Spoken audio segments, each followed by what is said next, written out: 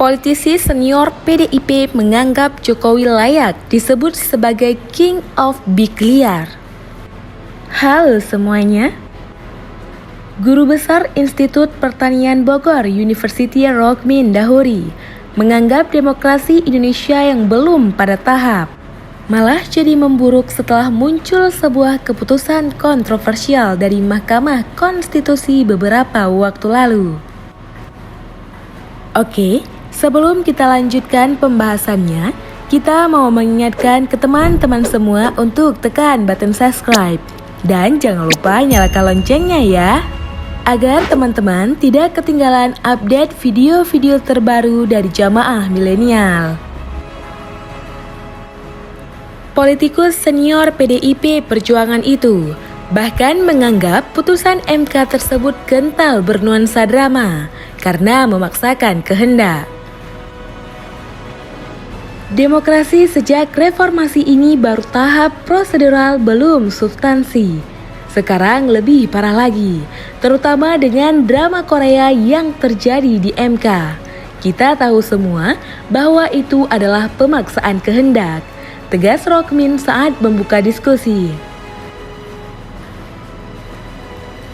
Adapun tokoh yang hadir dalam diskusi ialah para pakar hukum tata negara seperti Bivitri Susanti, Zainal Arifin Mokhtar atau Uceng, dan Refli Harun. Rohmin mengaku terkesan dengan langkah para tokoh demi mewujudkan demokrasi di Indonesia ke arah positif setelah muncul putusan bernuansa drama dari MK. Semisal, kata dia, Uceng hingga Romo Makenis membuat tulisan di media massa nasional yang mengkritisi putusan MK. Dia bahkan mengaku ikut mengikuti pernyataan budayawan Gunawan Muhammad dalam wawancara dengan Rosiana Silalahi di sebuah stasiun televisi. Dari hasil wawancara itu, Rohmin menganggap penyematan BEM UI pada 2022 lalu kepada Presiden RI Joko Widodo soal King of Lip Service memang benar adanya. Saya menjadi yakin betul bahwa kawan kita ini benar-benar seperti disematkan BEM UI tahun lalu, bahwa he is King of Lip Service atau King of Big Liar, tuturnya. Toh, kata Rohmin, Jokowi pada akhirnya hanya mengungkapkan janji manis kepada para bakal capres ketika kepala negara akan berlaku netral pada Pilpres 2024. Jadi, janji manis waktu mengumpulkan 3 capres, ya kan, di Istana Negara bahwa dia akan berlaku netral. Pada pelaksanaannya, malam hari sudah dia mengingkari dengan Wamendes mengumpulkan gerakan politik. Jadi, saya kira negara ini terlalu mahal. Rakyat kita terlalu kasihan untuk jatuh miskin kalau dipimpin oleh pembohong, kata mantan Menteri Kelautan dan Perikanan itu.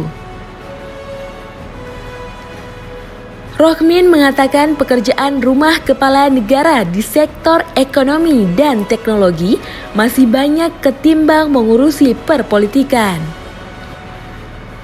Rohmin menyatakan perkembangan teknologi di Indonesia membuat tanah air hanya dipandang sebagai negara kelas 3. Teknologi kita pun masih kelas 3.